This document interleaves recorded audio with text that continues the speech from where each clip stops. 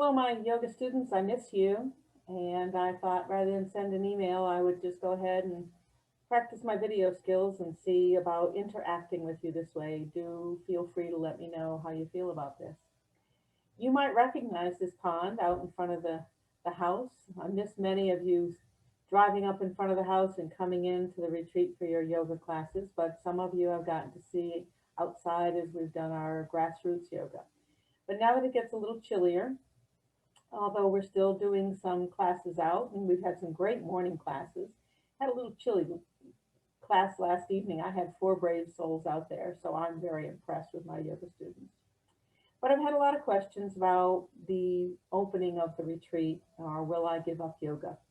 So A, I'm not giving up yoga. B, I am pursuing another path with my coaching business and doing some online training. So you'll be hearing more about that as well. But I am pondering opening the retreat again with a slightly different um, process, I guess, agenda for opening that.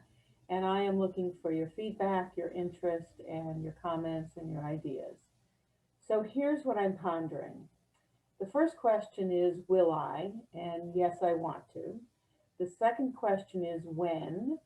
My response is, I'm not sure. Maybe mid-November, maybe more likely the beginning of December.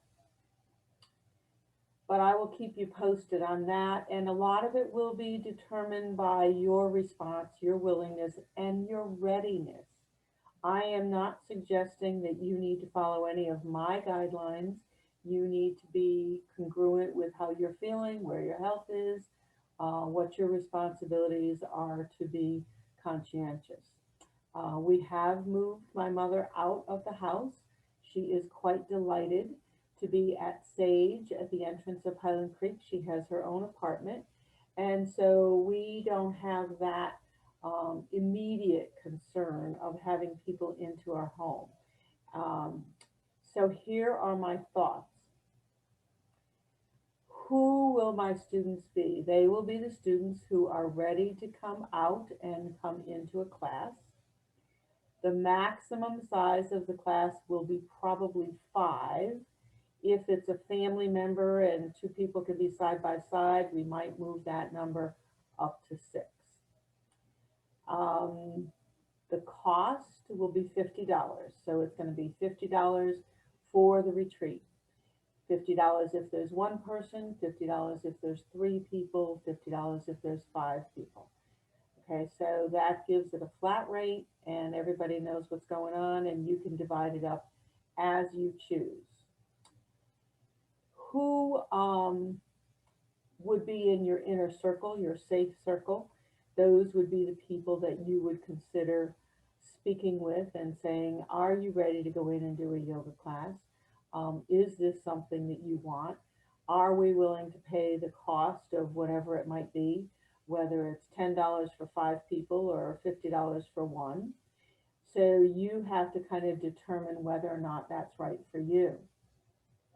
The other thing that you'll need to talk about is when, what day of the week or evening of the week, and time that you would want to prioritize your group. And you need to both communicate that with me, your interest, any questions that come up from the group, and give me your preferred day and your preferred time. Now, I am interested in your thoughts, I am interested in your ideas, and I will ponder all of those and process them. Your question will be, what precautions am I taking? And that's a really valid question. So in addition to the regular cleaning of the retreat, which you've all been here before, you know what level that is, we have also purchased a uvalizer. And that is like a product that they use in labs. It is oxygen and UV light. And so we will set that up in the retreat. It will sanitize everything from the floors to the curtains to the blocks.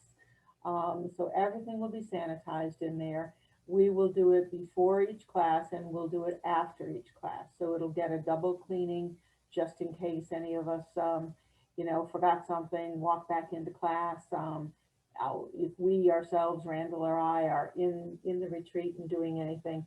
So it'll always be sanitized before and after each class. I think those are the key things. If I've forgotten something, please feel free to communicate your questions and ideas to me.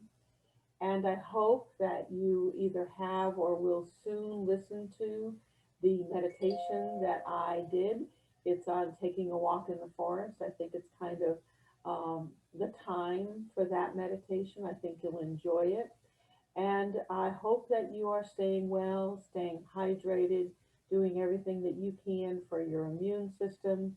And I hope that you're keeping a positive attitude, which is one of the reasons that I wanted to reach out to you, because I think your attitude, your perception, and how you're managing this whole time, what's going on in your head and your heart is equally as important as a mask, and maybe more important.